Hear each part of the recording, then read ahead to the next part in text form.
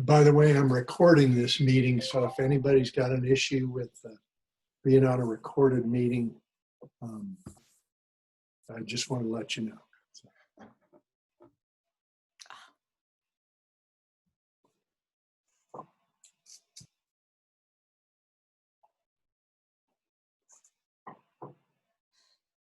Ruth, how's Richard doing?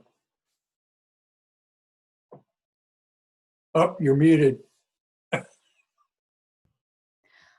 I'm not sure. I've been sending him, Richard, you're asking about. Yeah. Been sending him text messages to give me a call, and I've not heard from him. So if I don't hear from him, well, I take that back. I got a text from him on Thursday saying that we couldn't meet, he couldn't meet for our Thursday morning coffee before meeting. Yeah. And, but I haven't heard from him since. The cases in Lafayette County are growing, as our and both in Odessa and Bate City, where we've been moving our meetings. Yeah. So I'm had a couple of people thinking or asking that maybe we might want to suspend again for a couple of months. So hopefully we can, at least in Bate City, where we meet at the barbecue. Yeah.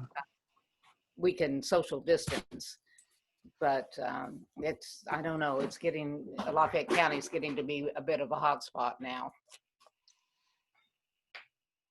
How about you guys, Chris? Are you guys meeting face-to-face in Kirksville? You're muted, by the way.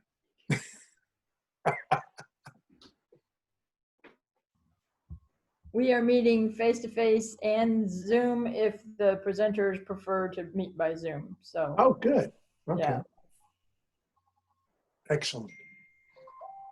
We've got something posted. Well, you'll see it kind of as I'm going through on the website. If I remember right, I think I posted how to have a hybrid type meeting, how to mix, if you want to be in person, but maybe your speakers remote, or you want to have some of your members remote and some of the rest of them want to meet. So,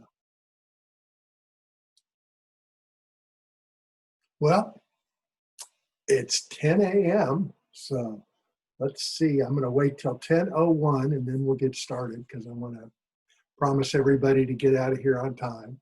Our meeting the other night was about 40 minutes with all the questions that they had. So it was a good one. Hopefully we'll have a lot of those today as well. Hi, Jennifer. Welcome. Brian, Jacob. Can't see you, but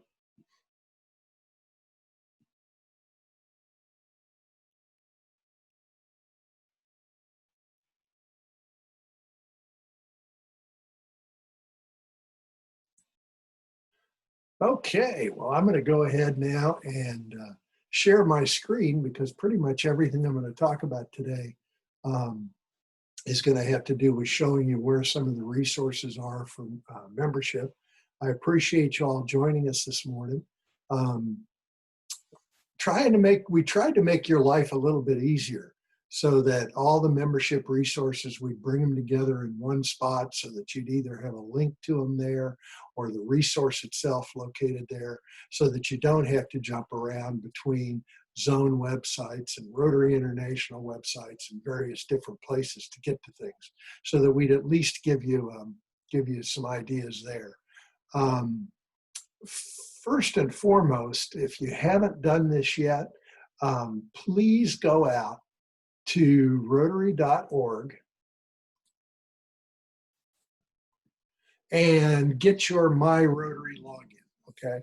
Because your My Rotary login on Rotary.org will give you access to the Learning Center, where I'm going to talk about some things today that are out on the Learning Center for you. It's also going to give you access to the Brand Center.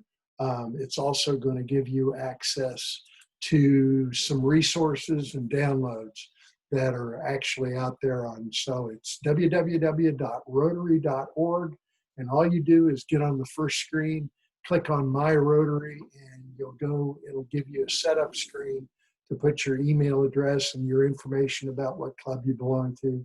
And they'll set you up with a login so that you can then get to all the other resources that are available. But there's a ton of stuff there. And so I want to make sure that if you haven't already set up your My Rotary login, do that, please, because it'll give you access to lots of information on your club as well. So, but we're going to spend most of our time today on our actual district website, which is www.rotary6040.org. Okay.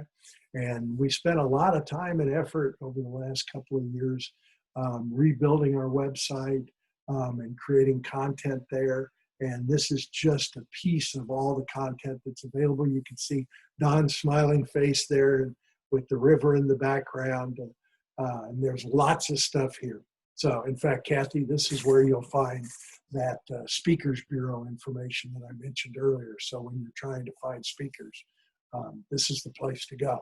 So under resources, you'll see the club membership committee support. And that's where you start. Club membership committee support, and there's a series now of related pages, links, files. That's what we're going to talk about today. Oh, Beth Franklin. So those are the things that we're going to talk about today, are the things that you'll find. So you're on www.rotary6040.org. You go to the resources tab and look for club membership committee support. Now, the first thing on the welcome page, we talk about this being available for your membership committees, okay? So in your case, Kathy, you described how your board serves as a membership committee, but under the direction of a membership chair. One of my strongest suggestions of anything you learn today is that do not go it alone. I see too many of our clubs where the president's responsible for membership during their term, well, and programming and everything else. Spread the load to other folks. Get a strong membership chair, one that's a good marketer and good with outreach to others.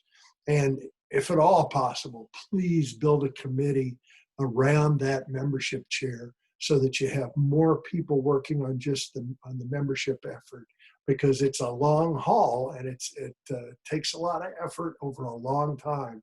And the best thing you can do to keep people involved and keep people excited about membership is to spread the load so that they don't, so that they're not, it's not just landed on the shoulders of one or two people to get all of that work done. So this is the page for all of the resources relative to membership that we've put out there on the district website. First of all, we're going to go to the related page of education for membership committees, okay? Because there are a ton of resources. Rotary rolled out the Learning Center several years ago, and there's a ton of resources out there. And that, by the way, they not only apply to membership, but also foundation and fundraising and all kinds of leadership things. It's good stuff, and there's lots of it. So sign on to Rotary.org, get your My Rotary account, as we talked about earlier. Go to the Rotary Learning Center, and I've organized this into groups of classes, okay? There are two basic classes, one on membership and one on club membership committee basics, that kind of determines and defines what a club membership committee should be working on. Then, as you get past the basics into building a plan for your club for membership, that there are several different courses that I think are very important at that time. There's a club health checkup, okay? Is your club healthy? How do you build a membership plan? How do you build diversity in your club? And then another diversity program that was put together on the Zone website, and it was actually done by one of my classmates, district governor back in Ohio. Sigrid did a wonderful job with this, and I've actually put a link there to her actual diversity seminar. She's with the university back there and did a wonderful job on it. If you're working specifically on attracting new members and bringing them on board, there's a couple of good courses there, strategies for how to attract them, and then a kickstart for your member orientation. That's another thing I'm going to spend a lot of time on this morning, is talking about orienting new members, because I think that's one of the most important things we do. Some clubs do a very extensive job of orienting new members and some don't. And if you don't, I think you're missing the opportunity to get your members engaged early. So how to engage your new members. There's also a best practices course on that. And then Rotary also passes some membership leads to us, okay, as a district. I think last year we had 28 leads. This year we've had 3 so far. And they first come to the district. They come to Kara Bennett, who is in my club, the downtown club, and Kara handles all the leads for us. So she'll make initial contact with them, find out what day of the week they're interested in, what part of the district that they live in, and try and match them up with a club that fits their needs, and then pass that lead on to you. And there is a specific way to handle that lead in terms of how you integrate them into the Rotary world, and how you then use the records that have already been created to bring them into your club's records as well. So if you actually do get a lead and you want to find out some information about how to utilize that lead, it's also listed in a training course on Rotary.org. The one thing I will tell you is that most of these courses are PowerPoint type courses with some videos mixed in, and they will state a time that they think the course is going to take. And once you've done a couple of these courses, you're going to see some redundancy in some of the information, and you can click through and get them done in about half the time normally that they actually claim that are required. So don't be afraid of the time commitment in terms of those. They're good content, and they're not really going to take as long as they tell you they're going to take. So in addition to the education information, and this is all back at Rotary.org, which I showed you earlier. So you go on to Rotary.org, you go to My Rotary, and then you'll see Learning Center, and you click on that. In addition to that, we also have a ton of resources down here below. By the way, these 2 links here, we'll get into that here. And this is the link that also shows up, that also showed up in the Education Committee to take you to that Bridges to Understanding Diversity course. And then there's a really great little video that I'm going to run right now that you could show to your club, for example. It's short, it's to the point, and it deals with the issues of membership. Meet David. David has been thinking about joining his local Rotary Club, but he's got some reservations. David's got questions like, is Rotary membership right for me? Or do I even have time to be a Rotarian? Let's explore the top 5 Rotary membership myths exposed.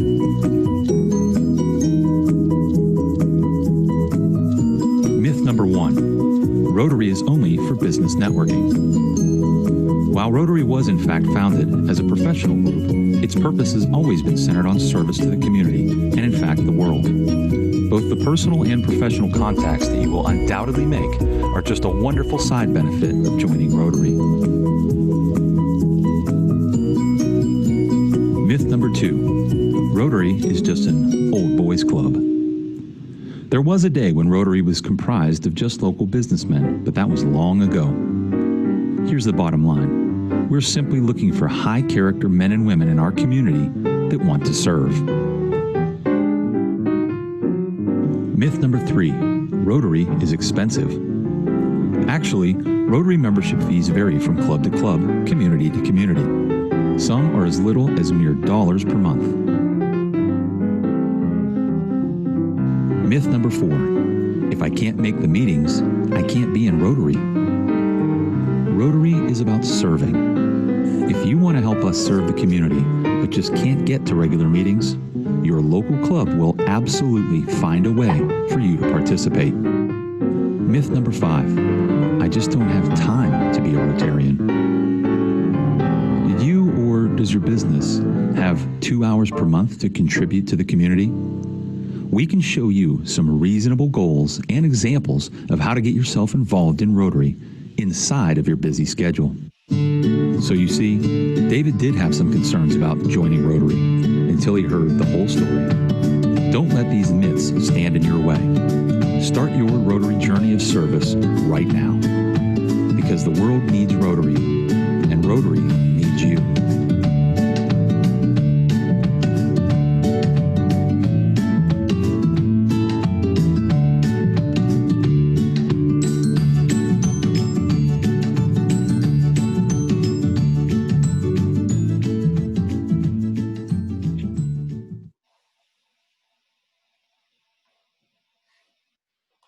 There's some great videos out there for you to take a look at. Hey, it's Michelangelo Caruso. I teach presentation skills, but I'm also...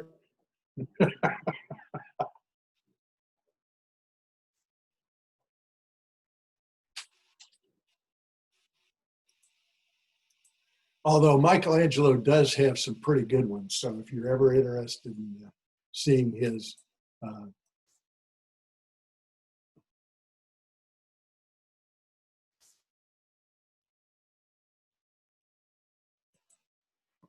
hope everybody can you still hear me?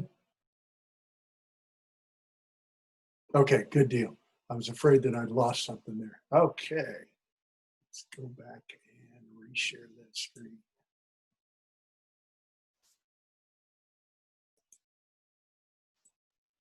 Okay, so that video is available for you to show to your committee or to show to your entire club. But now let's talk about some of the resources here. We've tried to organize all of the different files that we've loaded on here into different areas. So for example, if you're looking for information on building a committee for club membership, we've located these documents there: the club membership committee chair job description, the membership assessment tools, club membership committee checklist. Now, all of the different items that you see listed here are actually found down here under the files. So if you want to go see strengthening your membership, all you've got to do is go over here and click on that link, for example. So all of those are there. There's a planning worksheet. There's different ideas from different clubs. Now, we've brought these documents together from a bunch of different places. A lot of them do come from Rotary.org, but quite a few of them as well were generated right here in our own district by different clubs. And we have listed those, or we've put those items up in the database as well to add some more content. And that content that I think is very, very worthwhile. If you're working on attracting and finding new members, there's some good stuff here on how to find new members, including utilizing the old classification assessment. Even though we don't really use classifications like we used to, when at one point in time Rotary actually limited membership to one person per classification, it can be used as a way to search out members in your community. For example, if you don't have a dentist in the club, or a doctor in the club, or the local hardware store owner, for example, those are the kind of things that you can use the classification assessment to find new potential members. There's a 5-for-1 membership recruitment plan that is a plan that a lot of the clubs have used. I originally started out at Lee Summit. I know my club used it a few years ago, where you put together teams of 5 each of your members and give them the chore, the task of bringing in a member. Sometimes they'll have that rotate on a month-to-month basis. So team number 1 is to look for January members, and team number 2 for February members. But it's a way to, again, spread that load out of being responsible for finding new membership. There's a piece that talks about specifically recruiting in smaller clubs, okay? How to diversify your clubs, and again, pointing to that video that I mentioned earlier. And it's a fairly long one, so I'm not going to pull that up right now. It was a training course that was done by the Zones group.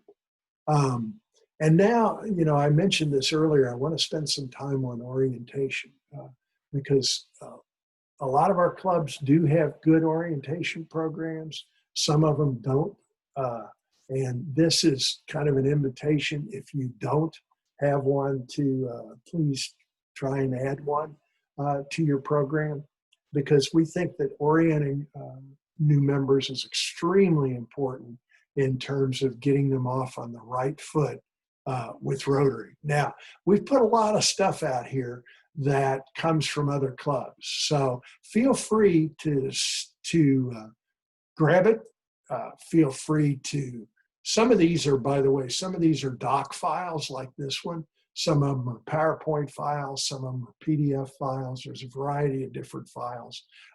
This one, for example, comes from my club, and it's part of a, basically we give them a binder when they come in and sit down at a meeting and go through not only what Rotary is, the beginnings of Rotary, but we also talk about the history of our own club, when it was started, how it was started, who the leadership of the club is. The leadership, this was last year, so it shows me and the RI director for our area, Floyd Lancia and Mark Maloney. But then it goes through and talks about a variety of different, what the avenues of service are. Please feel free, if you want to use it, cut and paste, copy, feel very comfortable with that. In addition, there's also one that, this one's a PowerPoint. If you use PowerPoint, for example, or want to use it, this is one that was built back in 1011 that uses the Rotary wheel as its guide. For example, it starts with the hub of the club and talks about the beginning of Rotary and how it's structured. You can see there's Jeff Romine and Ray Klingensmith back in the day. So feel free to use this resource as well.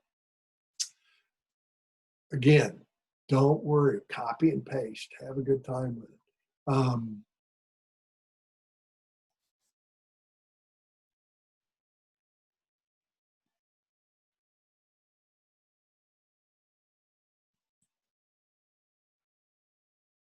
In addition to the things on orientation,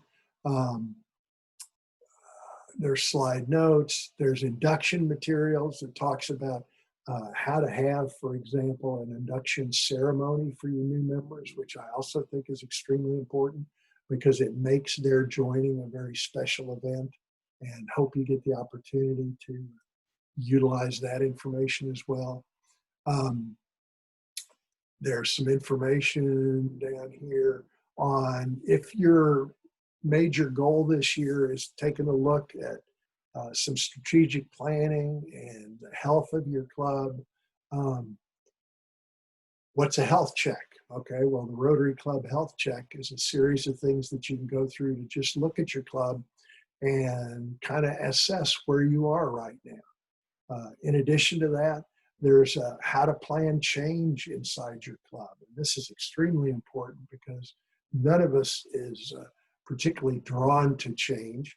We kind of like the clubs we're in and the way the clubs meet, but change is necessary sometimes. So how can you effectively plan for it and work through it with your entire club? There's information here on membership satisfaction. There's a survey that you can give to your members. There's a retention assessment that you can utilize with your existing members.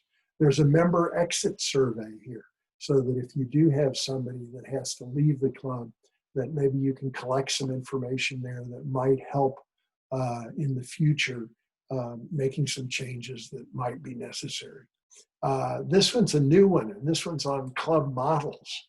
And it talks about all the different varieties. The Council on Legislation back in 2016 made it very easy for Rotary clubs to change. I mean, we really don't have a required attendance at all anymore. We don't have the one meeting a week, requirement anymore. So this talks about the traditional structure, talks about satellite clubs. You know, if you're a lunch club in your community and you think that there might be some members that you could pull in, but it'd never be available for lunch or breakfast for that matter, maybe a once a month evening meeting might be a good thing to bring in some additional members. They'd still be there available to participate in your fundraisers, to participate in your service projects. But maybe they just can't come during a regular meeting time, but they're interested in participating with you on all the things that you accomplish in your communities. So satellite clubs, our club, the Downtown Club, for example, we have a satellite club that meets one Tuesday night a month. Okay, they actually do participate in our various service events. They've been out to Harvesters. They work out at the youth camp. They're full members in every way. Our night meeting, for example, though, does not have a meal. So, you know, they don't have meal costs associated with it. So that's a way, is to set up a satellite club maybe as an opportunity. So this talks about some of the different opportunities there are in club models.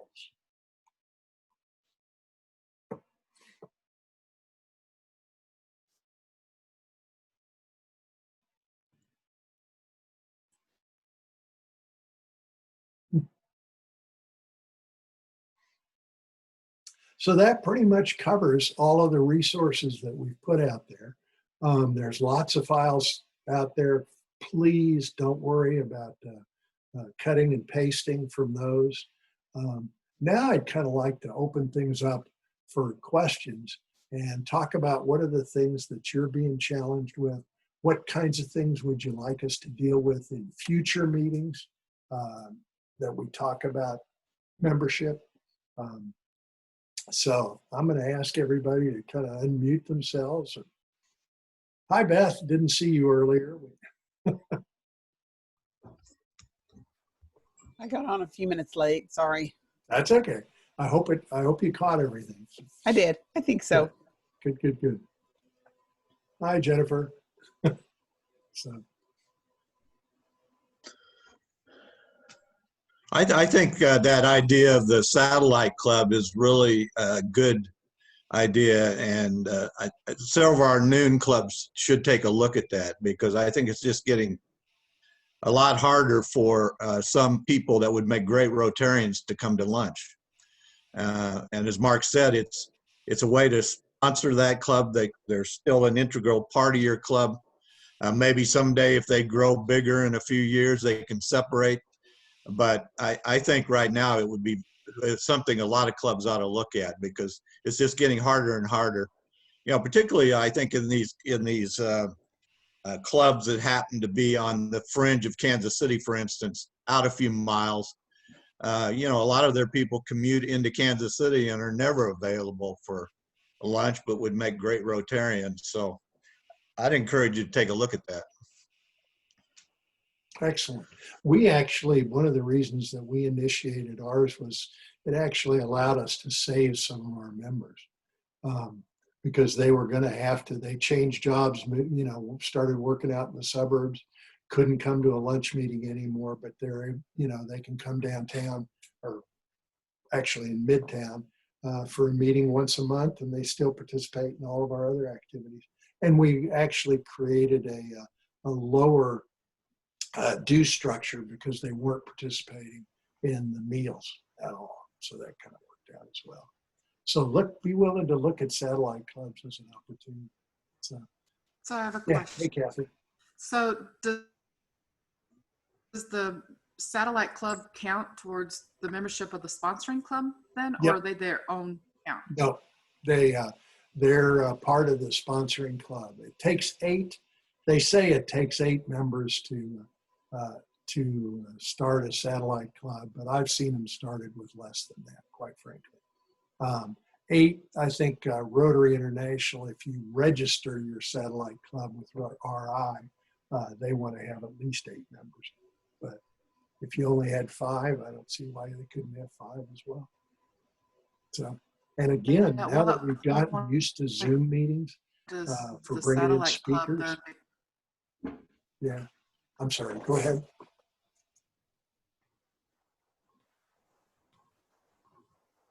Cool. Mark, I'm sorry, whatever you said broke up.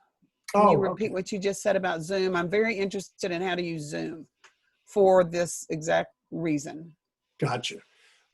Well, the opportunity to have Zoom meetings, you know, allows you to bring in a lot of different speakers that you couldn't maybe necessarily have gotten to a lunch meeting or to a breakfast meeting. And you can do the same thing at your satellite club. You can bring them in that way. When I was on I'm going to go back and share my screen one more time because I want to show you guys something else. And that is, let's see.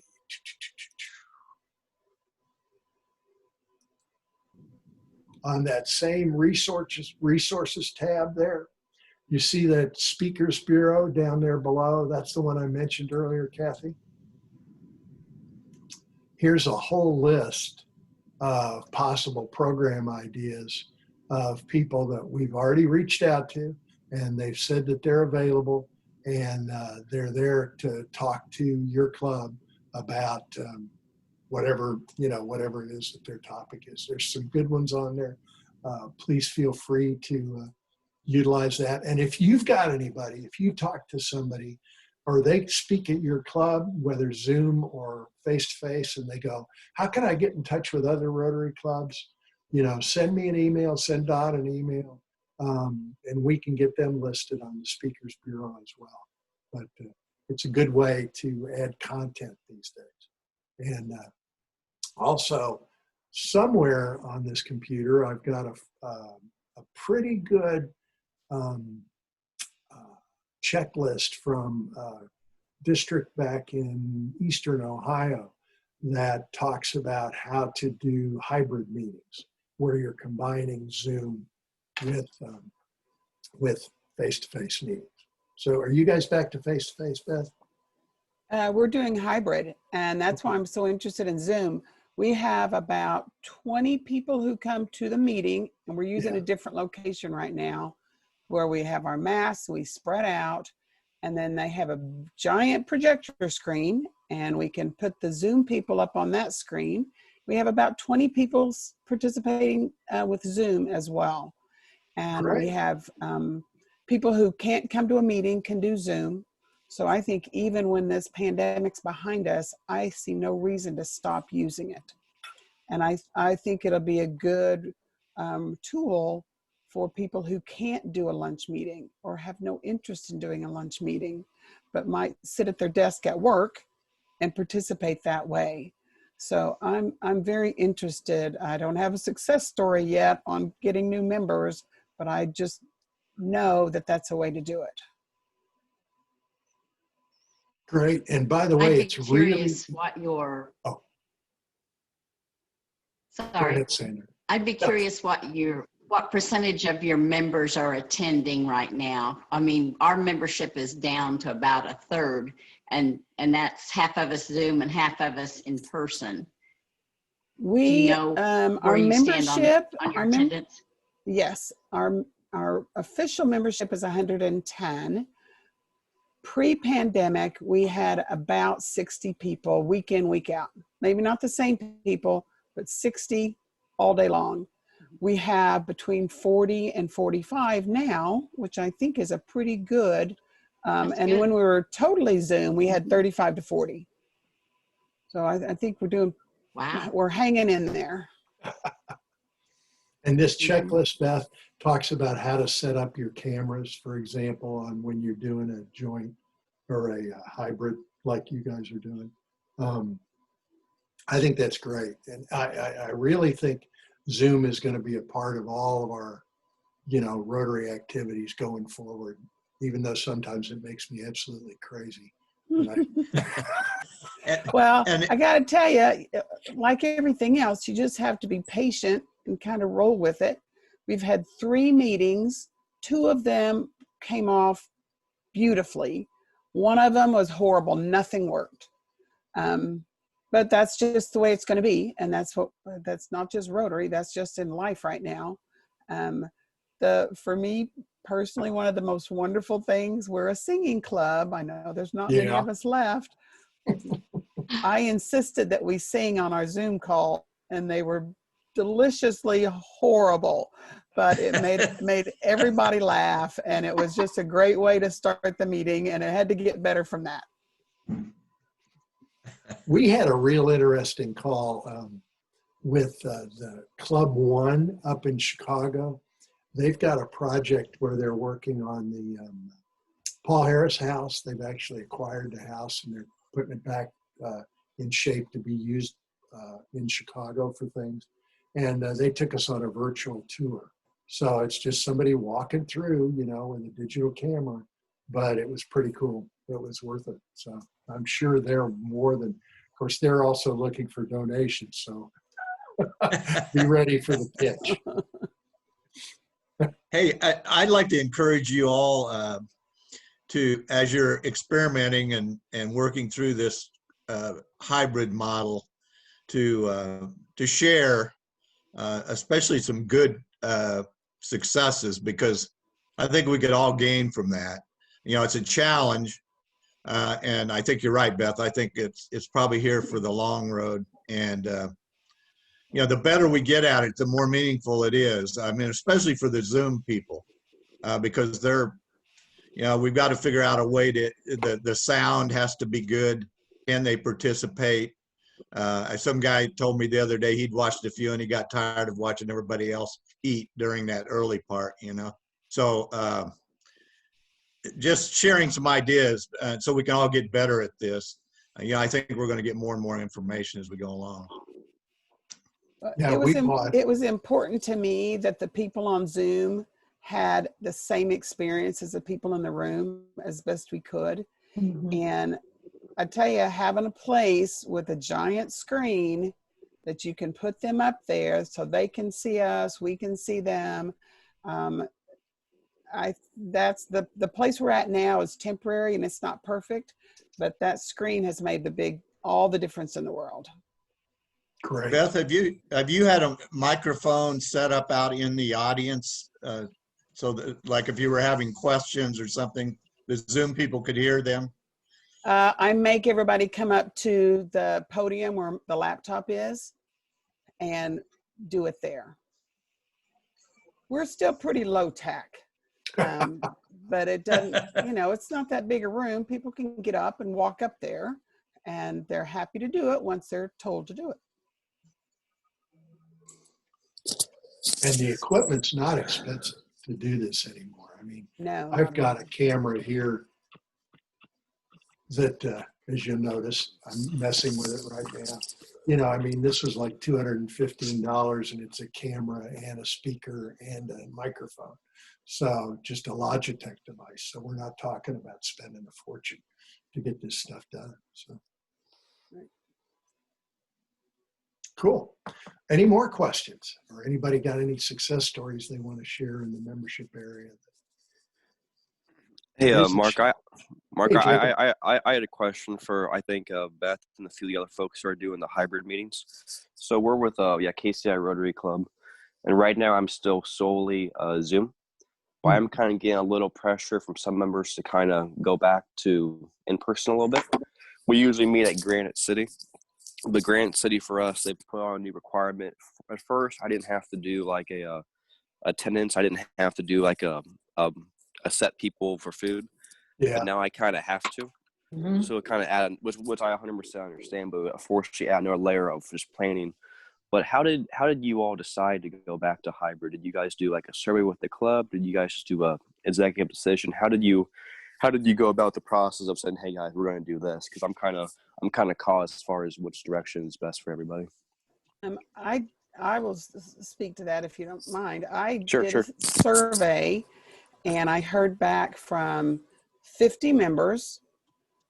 30 wanted to meet in person, 20 did not. So you're pretty well split right down the middle. Not down the middle, but 30, Okay. 30 and 20. Yeah, that's Enough my plan is that to I do a survey. knew. And I think that with COVID, we're doing box lunches. You just can't, everything's changed. And for us, I bought 25 lunches. If they're left over, they're left over. If we don't have enough, we're at a coffee shop, then the last person, if they don't get a lunch, then they can go buy their lunch. Order something, or that's a Yeah, good and idea. they'll get there on time next time. And that's worked out pretty well. I'll say we're only Okay. 3 weeks in.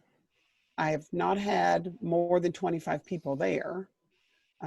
We've had a couple of lunches, maybe 3 left over. I don't want to deal with RSVPs. They don't work. For me, I know with us, like you're saying, when you do the survey, you try to get as many members as possible to participate. But usually, whenever I do surveys, I see them get about maybe 2/3 of the club to complete it. That's good. 2/3 would be good. Yeah, I'm happy. I'm happy with it too. I'd be happy with it. But we're about, we're down to 35, 40 members. So we're still, we fortunately, I've not lost any members, but I've definitely got 4 or 5 folks who we haven't heard from in 6 months. So I don't quite know where they stand. But even with the Zoom, just haven't had a participation with a few folks. But so I think I kind of count them as probably not members right now. So we've lost a little bit. We've had people on Zoom who I hadn't seen in person in a year. Yeah. So you just never know. Yeah, never know how who's going to log in. How it's going to help somebody. Hey, Jacob, there's some good stuff people have put into the chat too. So if you go down, if you click on the chat and you go down under the more buttons, you can actually save that chat. And okay. so I did not know that. It's just a text file you save, and so you go down there's the, what is that? I can't remember what the 3 dots in a row are called, but basically it's a more button. But you can get people's comments. Susan Ray, are you guys meeting hybrid now, or? Yes, we are meeting hybrid. We started doing that in July. When we meet at Stony Creek here in Independence. They started allowing people to use their conference rooms again at that point. We have about 12 our club only has 30 members. So keep in mind that we're little. So when I give you our numbers, they're really not too bad. We have 12 to 16 who show up in person every week. And then we have another 2 to 6 who show up on Zoom. Sometimes that rotates just depending upon what the school is. We have a couple of educators, some deputy superintendents who were Zooming in for a while because, school, they didn't know from one day to the next what school was going to look like. So they would Zoom in from their office and then go to meetings or whatever. We have a handful that we've not seen in person since March. We have tried to reach out to them. I think all but 2 have really responded. So they're coming as they can. We actually had a member who had COVID, which was why we had not seen that particular individual. We're a breakfast club, and I will tell you, this is a nightmare for me as president. Because we can't do buffets anymore, we were having food catered in. When we went back, the caterer was demanding minimums. Food is pretty contentious because when I first joined up until this year, we were charging everybody whether they ate or not, which I will tell you is a struggle to pull in new members who are paying for Rotary out of their own pocket. With $10 a week plus all the dues and stuff, you're looking at $700-800 a year to be a member, and that was a deterrent. This year we have tried to go to a what did one of our members call it? A lunch punch or breakfast punch card type system. We just charged everybody up front $100. I am keeping track. There's a lot of record keeping in this, keeping track of who gets food, or you just sign a sheet. That was not working. We were ordering the minimum, which was 10. We were having lots of food left over. I don't want to be the president to put us in the red. So we worked it out with Stony Creek that we are now doing a ticket system. We're still charging everybody the same amount of money or whatever. Now you come in, you get a ticket, you go down to their breakfast for the hotel, you get your breakfast, you bring it back to the room. We did that for the first time this week. That seemed to work really well. It also, when I told everybody how many tickets I actually had, they actually arrived early. So we started on time, which for me was a boon. And we had a really good speaker this week who I actually had to cut off. So giving him more time to speak was also beneficial. If this does not work, we will go to no breakfast until we can do buffets again, whenever that is. We did have a couple of weeks that we could not meet at the hotel, and we met at Blue River. We did not cater in food, and I did have complaints. And I said, you know, I can't survey the club every single week to see who wants breakfast, because less than half of them will reply. And Or most read them. are no, I don't want breakfast. Well, I can't cater for 2 people. So, you know, I'm dealing with some pushback on that. So food is my bone of contention this year. I never knew being president, food was going to be the biggest deal, but I know food is important. But keeping track of who's eating, who's not eating, who's paid, who's not paid is a lot more time consuming. Our hybrid method, though, is working. We actually have a designated person at each meeting who is our Zoom coordinator. If we ask all of our presenters for their presentations, if they've got a PowerPoint or whatever beforehand, so that we can upload it and just put it on Zoom for our Zoomies, so that they can see the screen. Because that's what I do too for ours, is the same thing. It works out well. And that works really, really well, because if we put Zoom, it's just easier to do that route. And we make sure at the beginning of the meeting that we know who's online. When we do committee announcements or Glad Bucks, our Zoom coordinator has really kind of gotten into this a little bit and is walking around, taking the computer table to table so that they can interact.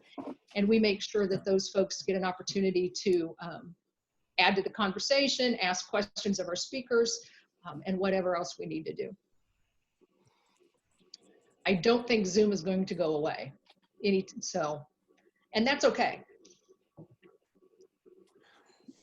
Did your speaker come in via Zoom this week, or were they there in person? He came in person. Okay, I was just kind of curious. Yeah. Are you all doing your board meetings by Zoom too, or are you guys doing board back in person? That's a hybrid as well. Okay. Yeah, right now I'm still Zoom board meetings, and I think I'll probably go back to regular board meetings. I think Zoom board meetings, you know, different people trying to talk and stuff is kind of tricky sometimes. It is, but and we're doing a hybrid because I have a couple who are in those high risk categories. Are not willing to come in person, but then I have diehards. They won't even wear masks. So they're coming no matter what. Yeah. There's always been a lot of interesting people in your club, Susan. Yeah. And I've always contended, by the way, if you don't make somebody unhappy in your Rotary Club, you didn't do anything as a president. So. I know one thing just for our food struggle was when Lynn McClure was president, we went back to Grand City with, hey, we only want these 8 or 9 things that everyone pretty much liked. I mean, again, pretty much liked, and we just rotated them. Because every now and then they would try to do something different, and we get complaints for, I mean, stuff, honestly, I thought was perfectly fine. But we just started doing, hey, we're going to rotate these 8 things and just try to keep it as simple. And that worked pretty well. Great. Super. Anybody else got anything they would like to ask or contribute or share? I'd like to share something. I don't know what your counties, I know every county in the state got federal money for COVID-related expenses. And because our county has more money than they've been able to dole out to businesses at the moment, we were able to submit a request to pay for camera and some of that equipment that we needed to hold Zoom meetings. And so if if you're needing equipment, that might be an option to check with your county. I'm sure every county is different, but ours, made business grants available in the community. We had like $2.9 million available in our county. So it's based on the size of your county. But it might be worth checking into if you need equipment. Wow. Thank you very That's much for great. that Thanks. suggestion. Yeah, that's a great idea. I didn't even think about that. You know, that's the beauty of this. I think you is have that- to purchase it first. Yeah, get reimbursed back or something. Yeah. Thank you, Sandra. I think that's the beauty of this, is this collaboration Yeah. and sharing ideas, and obviously that's a creative idea. And I think back to the satellite opportunity, some of the things we just mentioned, the food thing and the change thing, and it's all those things are challenging. Where if you Yeah. incubate the idea of a satellite at a different time, that may be something if it starts like that, you don't have to deal with that stuff. In other words, like Mark said, they don't have a meal. A lot of satellite clubs don't have a meal. Waldo Brookside, which is one of our best stories of new clubs, they don't have a meal. So I think that's an idea. Here's another idea to possibly help start that satellite club. If you've got some people in your community that are very active in a group, let's say they're have a lot of interest in the environment. That's one of the new areas of focus in Rotary now as of July, support the environment. If you got those kind of groups in your community, people that are active in that, for instance, you could approach them about, hey, because obviously Rotary has a lot to offer a group like that. It's a worldwide footprint. Literally, they could be in touch with people across the world. There's actions group that Rotary has that they could join. But there's also an interesting nucleus, I think, to find some people to help start a satellite club.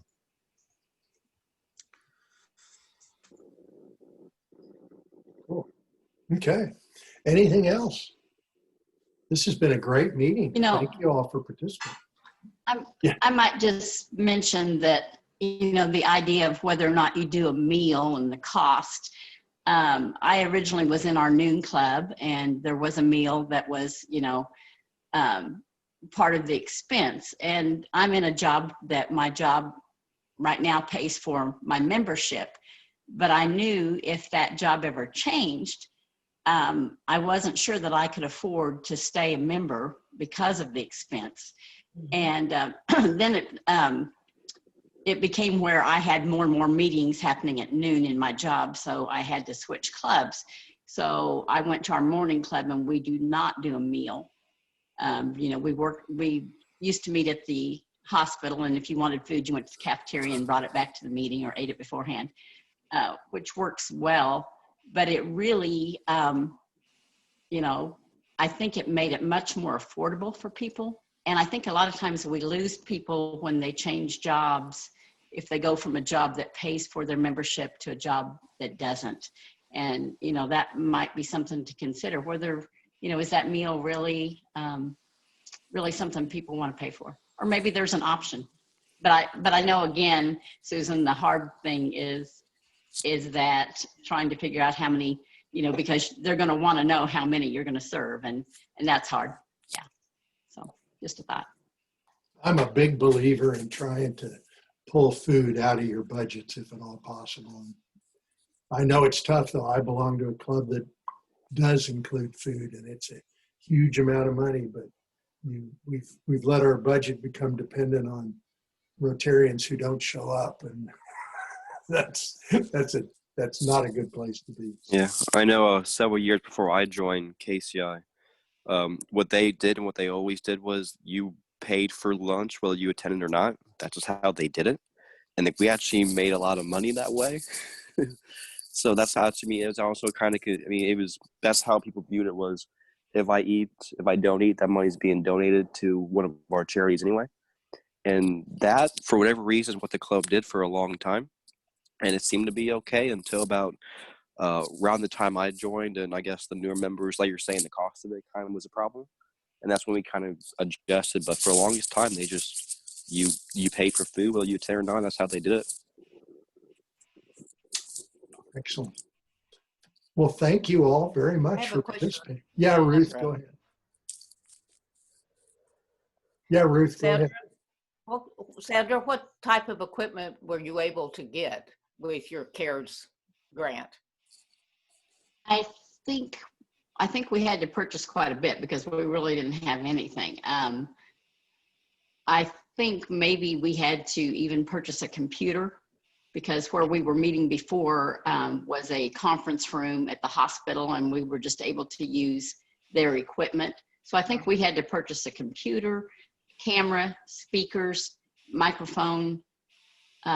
We have always had a microphone, just a handheld that we pass around, like when we, when people share and stuff. And I don't think it was over a couple of $1,000 and may have been less than that. I'm not sure. But I can find out for you if you'd like to know. But, I would suggest if that's something you're interested in, contact somebody who's much more techie than you are, if you're like me. And that's what we did. We went with some of our local folks who know what we needed. So, yeah. Well, the CARES grant in our county, and probably yours too, is being administered by the county commission. And the presiding commissioner is a member of Rotary in Higginsville. So I'm going to hit him up the next time we have a meeting. Thank you. It pays to know people. Yes, it does. Very good. Well, Hey, thank you, all. Mark. This has been great. Yes. Excellent. Thank you. You guys have a great Saturday and a wonderful weekend. You too. All right, thanks everybody. Bye-bye.